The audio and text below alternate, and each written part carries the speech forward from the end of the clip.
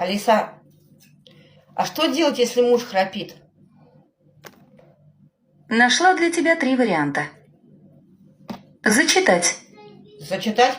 Первый вариант – взять и ёбнуть трижды пяткой в нос. Не, давай второй. Второй вариант – прикрыть его подушкой и подержать, пока не перестанет пульсировать. Давай третий. Третий вариант – взять аккуратно его голову и повернуть до щелчка. А в левую сторону круть или вправо? Похуй в какую сторону.